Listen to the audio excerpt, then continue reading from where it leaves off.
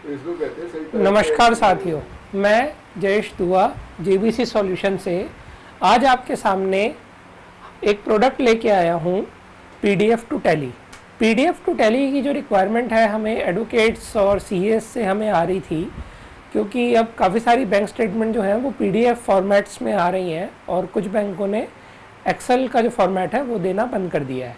तो उसी रिक्वायरमेंट को देखते हुए हमने एक प्रोडक्ट बनाया है पीडीएफ टू टैली, जिसका मैं आज आपको डेमो देने जा रहा हूँ। तो मैं अपनी स्क्रीन आपके साथ शेयर करता हूँ यहाँ पे।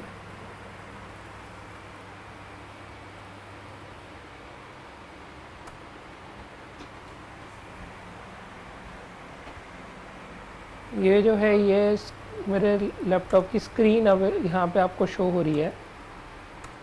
आज जो मैं आपको बैंक स्टेटमेंट इंपोर्ट करके दिखाने वाला हूँ, ये एसबीआई की एक पीडीएफ फॉर्मेट में बैंक स्टेटमेंट है, जो कि पीडीएफ फॉर्मेट में इस टाइप से आपको यहाँ पे शो होती है।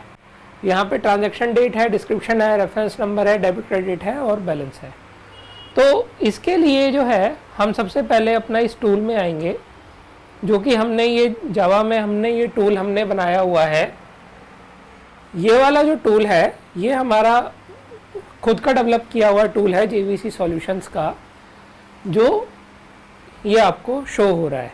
सबसे पहले इसके लिए आपको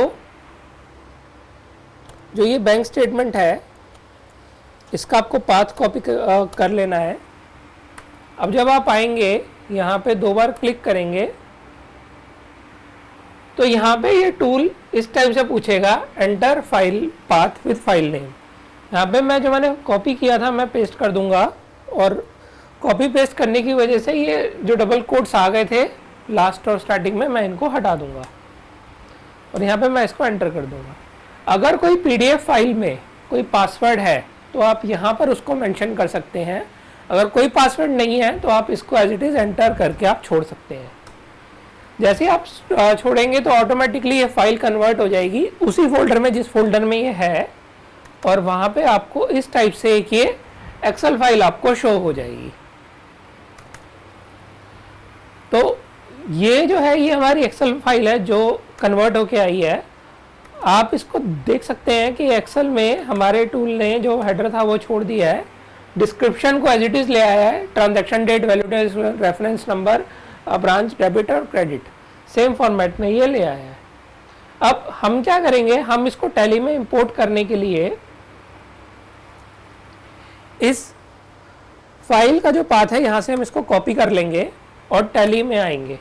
टैली में जब हम आएंगे, हमने एक यहाँ पे कस्टमाइजेशन हमने लगाई है, बैंक इंपोर्ट टीसीपी। ये टीसीपी भी हमारी बनाई हुई है, और यहाँ पर हम जाएंगे तो यहाँ पे हमें ये बैंक इंपोर्ट का ऑप्शन मिल जाएगा। तो जब हम ये बैंक इंपोर्ट में जाएंगे, यहाँ पे हम सिलेक्ट कर लेंगे, ये एसबीआई में मैं सिलेक्ट कर रहा हूँ, और ये सारी एंट्रीज जो है मैं सस्पेंस में मैं पोस्ट करूँगा। सस्पेंस में पोस्ट करके मैं आपको दिखाऊंगा हम इसको किस तरीके से ऑल्टर कर सकते हैं। यहाँ मैंने पेमेंट का बता दिया, रिसीट का बता दिया, कॉन्ट्रा का बता दिया, जिसमें मुझे उसमें इंपोर्ट करनी है। यहाँ मैंने फाइल का फोल्डर बता दिया, मैंने फाइल सेलेक्ट कर ली, यहाँ मैंने शीट का नाम डाल दिया। उसके बाद यहाँ पर मैं आऊँगा तो यहाँ पर मैं दूंगा कि मेरा जो स्टार्टिंग रो नंबर है वो कहाँ से है। जैसे जब मैं अपनी एक्सेल फाइल खोलूँगा तो यहाँ पे देखिए जो मेरा स्टार्टिंग रो नंबर है, ये मेरा सेकंड रो से मेरा डाटा स्टार्ट हो रहा है। तो मैंने यहाँ पर जो है मैंने यहाँ पे 2 मेंशन करा है। अगली फील्ड है कि मेरा जो है डेबिट और क्रेडिट से डबल है कि सिंगल है। हमारा कुछ बैंक हैं जो डेबिट और क्रेडिट अलग अलग कॉलम में देते हैं, कुछ बैंक डेबिट और क्रेडिट एक ही कॉलम में देते हैं। तो अगर आपका एक ही कॉलम में आप देते हैं तो वो आपको सिंगल सेट करना है। जैसे अभी मैं एसबीआई का कर रहा हूँ, उसमें डबल है तो मैं यहाँ डबल सेट करूँगा। डेट का जो कॉलम है मैंने मेंशन कर दिया 1 है। एक्सेल फाइल में मैं जाके देखूंगा, मैं ट्रांजैक्शन डेट से मैं वैल्यू को पोस्ट कर रहा हूँ, इसलिए मैंने 1 लिया है। अगर आप वैल्यू डेट से ट्रांजैक्शन को पोस्ट करना चाहते हैं तो आपको वहां पे 2 लेना है। उसके बाद आ गया मेरा रिमार्क्स, रिमार्क्स का मेरा जो डिस्क्रिप्शन है मेरा 3 है, तो यहाँ पर मैंने लिख दिया 3। उसके बाद मेरा चेक नंबर का जो कॉलम है मेरा 4 है, तो मैंने यहाँ पे चेक नंबर दे दिया। उसके बाद यहाँ जो मेरा डिपॉजिट का कॉलम है, जो मेरा क्रेडिट का कॉलम है मेरा 6 है। अगर मैं गिनूंगा 1 2 3 4 5 6, जो मेरा बैंक का डेबिट है यही मेरा टैली में क्रेडिट बनेगा, इसीलिए मैंने वहाँ पे 6 वहाँ पे मेंशन करा है। और जो डेबिट कॉलम है मैंने 7 मेंशन करा है, क्योंकि जो बैंक का क्रेडिट है वो मेरा टैली में डेबिट बनेगा।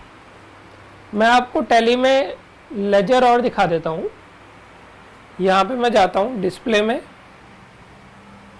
अकाउंट बुक लेजर SBI, और यहाँ पे मैं पीरियड मेंशन कर देता हूँ 1 अप्रैल 24 से अभी तक का। ये इतनी सारी एंट्रीज मैंने ऑलरेडी इंपोर्ट करके रखी हुई है, मैं इनको डिलीट कर देता हूँ जिससे मैं आपको एक बार इंपोर्ट करके दोबारा दिखा सकूँ। तो मैं आपको ये दिखाऊंगा कि सेम सेटिंग से हमने इंपोर्ट करके हम कैसे इस साथ कर सकते हैं। अब आप देखिए मेरे टैली में कोई भी वाउचर एंटर्ड नहीं है, नो वाउचर एंटर्ड आ रहा है। तो यहाँ पर मैं बैंक इंपोर्ट में जाऊँगा, यहाँ पे मैंने सारी सेटिंग ऑलरेडी मैंने कर दी थी, मैं उसको एंटर कर दूंगा, और यहाँ पर मैं उसको एक्सेप्ट को मैं यस कर दूंगा। जैसे ही मैं यस करूंगा पूछेगा do you want to import the bank entries, मैं यहाँ पे यस कर दूंगा। जैसे ही मैं यस करूंगा ये मेरी प्रोसेसिंग स्टार्ट हो गई, मेरी एक्सेल से टैली में एंट्रीज पोस्ट हो रही हैं। ये मेरा पूरा जो प्रोग्रेस बार है ये मेरा चल रहा है, नंबर ऑफ एंट्रीज मेरे को शो कर रहा है। और होने के बाद ये देखिए लास्ट एंट्री मेरे को 31 मई 2024 में मुझे मिल गई है।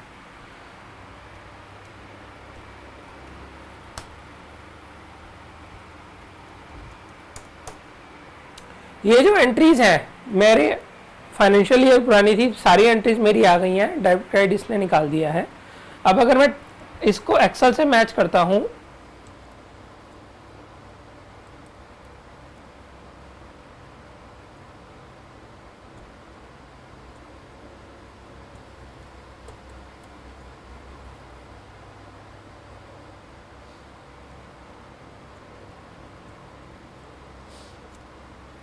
तो आप यहां देख सकते हैं जो इस कॉलम का टोटल है 793202। सेम टोटल मुझे टैली में मिल जाएगा 793202।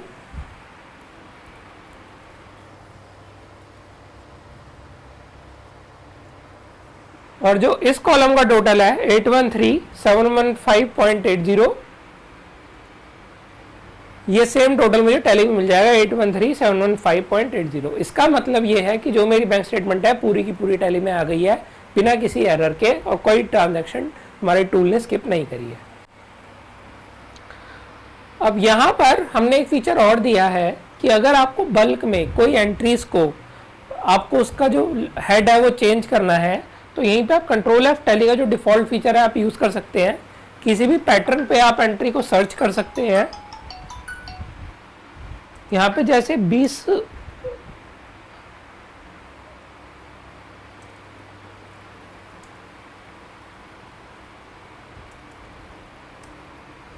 जैसे ये 2000 की ये एंट्रीज है, ये मेरी डिस्काउंट की एंट्रीज है, मेरे को पता है। तो मैं इन एंट्रीज को सिलेक्ट करूंगा एक ही बार में, और यहाँ पे मैं इसको हटा दूंगा, और यहाँ पे हमने ये ऑप्शन बनाया है रिप्लेस लेजर। जब मैं यहाँ पे रिप्लेस लेजर पे जाऊंगा तो ये मेरे से मैंने यहाँ डाल दिया कि मुझे लेजर रिप्लेस करना है, और यहाँ मुझे सस्पेंस को रिप्लेस करना है। सस्पेंस को रिप्लेस मुझे डिस्काउंट से करना है। और यहाँ पे मैं जब यहाँ पे डिस्काउंट में एंटर करूँगा और यहाँ पे मैं एंटर करूँगा, तो ये देखिए मेरा जो हेड है, यहाँ पर जो मेरा हेड दिखा रहा है ये मेरा डिस्काउंट यहाँ पर हो गया। ऐसे ही अब जब मैं P&L में जाऊँगा,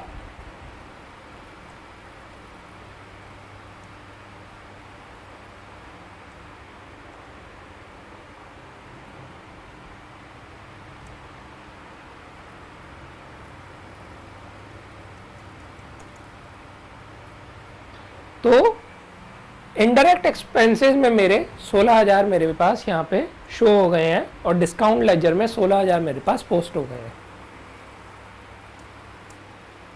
ये वो एंट्रीज हैं जिसका मैंने लेजर चेंज किया था। तो दोस्तों ये था हमारा डेमो पीडीएफ टू टैली का। और अगर आपको इसको बाय करना है या आपको इसके बारे में और कुछ जानना है, आपको डेमो लेनी है, तो आप दिए गए नंबर पे और ईमेल आईडी पे आप हमसे कांटेक्ट कर सकते हैं। आपको भी आपका वीडियो को देखने के लिए धन्यवाद।